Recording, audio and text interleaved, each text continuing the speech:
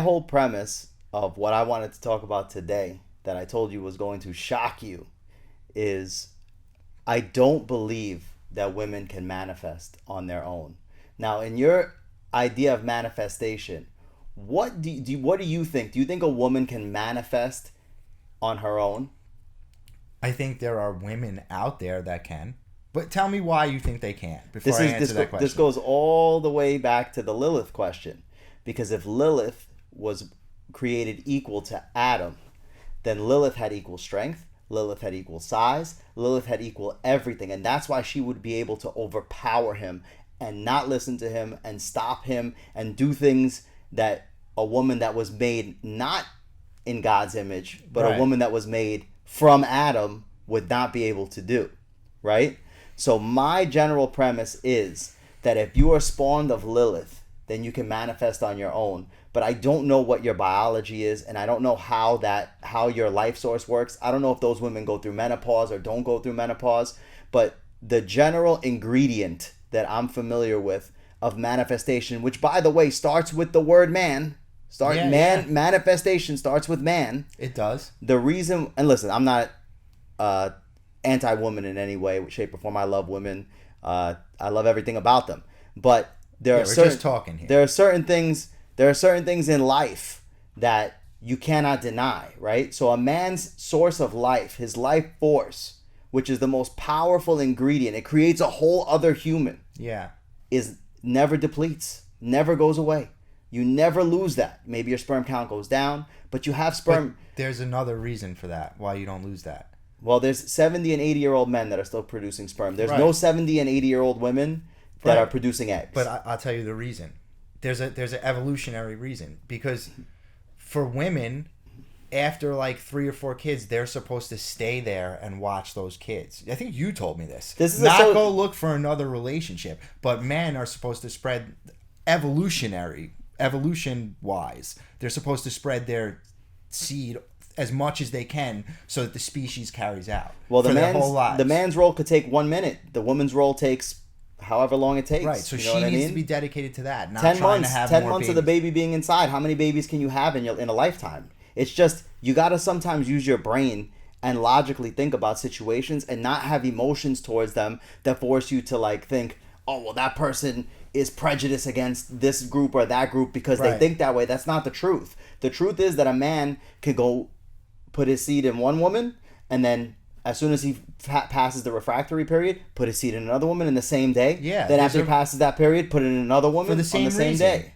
That's what I'm saying. But that's the point of what I'm saying, is that manifestation, I believe, requires that ingredient, requires that non-depleting life source. I'll be the first one to tell you, I think a woman needs to absorb semen for happiness, for strength, and listen, I'm not saying you can't be strong as a woman. I'm just saying man. that the semen will make you stronger. Yeah. Semen is a very important ingredient in the manifestation process. And even the Buddhists, nobody says that a Buddhist is sexist, right? Nobody says that. Nobody would go and say, oh, well, this guy or that guy, in the monastery on the top of the Himalayas is sexist. But they believe that abstinence and reabsorbing that source of life can make you invincible in 7 years. If you could somehow manage to not have any wet dreams, or nocturnal emissions, or whatever the PC term is for not it, jerk not jerk off, not have sex, that you become immortal, that you cannot be killed. Now, I don't know if anybody's ever experimented with that, but that sounds fucking hard. Well, first of all, it's out of your control because like 7 years, like you said. They'll stop themselves. They'll be in the midst of a dream and they'll be so lucid in that dream that they'll stop themselves. So it's just like you want to have, like, everybody's always like, oh, the wet dream is just as good as sex. Like, I want to have a wet dream. You're manifesting that wet dream, right? You're creating that wet dream because when you're in it, a lot of times, if you're not into lucid dreaming or you're not a lucid dreamer, you won't know and it'll be haphazard. But these people are like spiritual gurus. They're like they're mentally there in their dreams. Yes, they're 100%. It feels like reality to them. It has to. That's part of spirituality, is being lucid during your dreams. Yeah, and also, there's just no way to know for sure if that is the ingredient or not, because like there are a lot of people, right, that try to manifest things, but their stories don't get told, the ones that it doesn't fucking work for. Like, you don't hear those ones, and there's probably a lot of them. So can you imagine how many dudes there are though that are like sitting in a basement whacking it, and they're like, "Oh, I want to be a millionaire. I'm gonna manifest it." Like, I'm sure think they're countering. It's like counterproductive to what they're trying to do. I think that other than semen, the main ingredient the other main ingredient to make this beautiful soup, this beautiful stew of life, is care. And when I say care, and I watched this in a YouTube video, I would love to give the person credit, but I don't remember who it was. That care, not care as in how you feel about someone, but the actual act of the effort that you put into that is what determines what your destiny will be. Yeah, so you just said in a different way exactly. I think it's the same thing that I was going to say. Like, you're saying effort. I was going to say, I don't think that manifestation is so much in like the elements. It probably has something to do with that, because there's definitely a connection and things happen when you try hard. But it's when you try hard. Like, it's when you work hard. Like, whatever it is, that you can't just manifest it in the mirror. You have to actively go out there and try to do it. Like, and that effort that you're talking about is the key ingredient. So are you manifesting it, or are you working for it? Like, but then some things will happen where it's like, it seems like there's like a cosmic connection. Like, you work hard and then you get lucky with something, or if something falls into your lap or goes through, like today with you, with that deal that now worked. I thought for sure that wasn't going to work. Me too. When you first told me. Me too. And that's part of it. That's manifesting, I think. But why is it that in the Buddhists believe it? In the Old Testament of the Bible, it says, "Do not waste your semen on the grass. Let it absorb into another human body." Why do you almost think every religion, that's all they care about? Why do you think that if there's nothing to semen, just your wife, that's all they care about? All of the religions. But if there's nothing to semen, right? And I always used to think back in the day, if you come inside a girl, like, she's gonna fall in love with you. Like, I always felt that way. I'm wondering if the ingredient is not semen, if semen is just something that comes out of you that makes a baby, right? And it has nothing to do with the larger spiritual picture, then why is it in all of the texts? Why does every group think that there's something powerful about semen? Well, remember I asked you that time, like, why is it that God, like, cares so much about what everyone does with their dicks, right? Like, but I think maybe that's what you're saying. That's the reason. It could be. I've never tried it, so I don't know how well it would work, but I've heard people I trust say that it would work when you talk about, like, gurus and things like that I believe are telling the truth, that say that there's something to that. So are you going to try it? I mean, I was abstinent. You're not going to try it. I was abstinent for about 4 months, and I would say that I can't draw any, like, one-to-one correlations. Like, I can't prove causality. I can't prove that.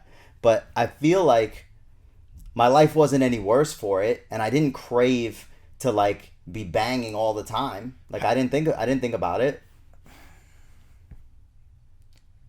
But you've never seen an immortal they probably just don't. They're up in the mountain or something. Who knows? Jesus was immortal, right? That's what they say. I mean, he was killed and in the roads, right? And they said he was celibate. And they said he was celibate, and right? without sin, which to them means he never jerked off. Did we just make the connection? Well, Jesus is the key to everything, and I'm not a Christian. Don't get me wrong. I am far from a Christian. Yeah, far. I denounced anything having to do with Jesus most of my life because I grew up Jewish. Even though I had no Jewish friends and I never went to a synagogue, I identified culturally as that. So whenever anybody would bring up Jesus, and even with my kids when they were little, be like, "Oh yeah, hocus pocus, died on the cross for all your sins." Like, there's a guy up there, like, standing with a clipboard saying, "Oh, you were naughty.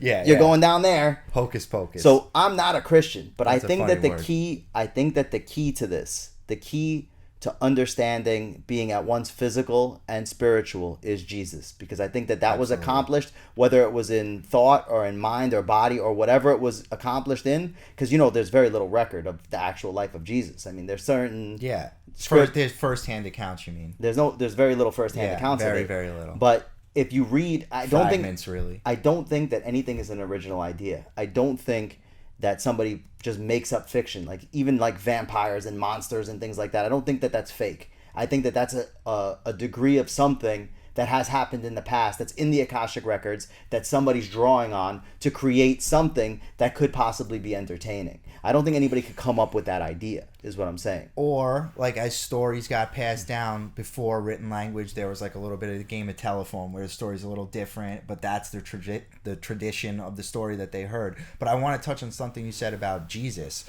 when you said he's the most important part, right? Like, you're right. That's the key. That's the missing link. That's the key, right? And not for the reasons that you would think. It's not because of anything that Christians say. Nothing that Christians say. You have to look at the Gospel of Thomas, really, and Yes. see what Jesus actually said, which is essentially the same thing that people in India say, and that Buddhists say, and that monks in the Himalayas say, which is that you can manifest things, that you all have the same power. I'm as God, him. you're God, we're all gods. But that wasn't the right message for a church. They need to have a power. Well, difference. Jesus didn't create the church's message. Right? No, it came later, and that's why not a lot of people know that message of Jesus. That's the most important, I think. Same thing as in the book of Enoch. Stop the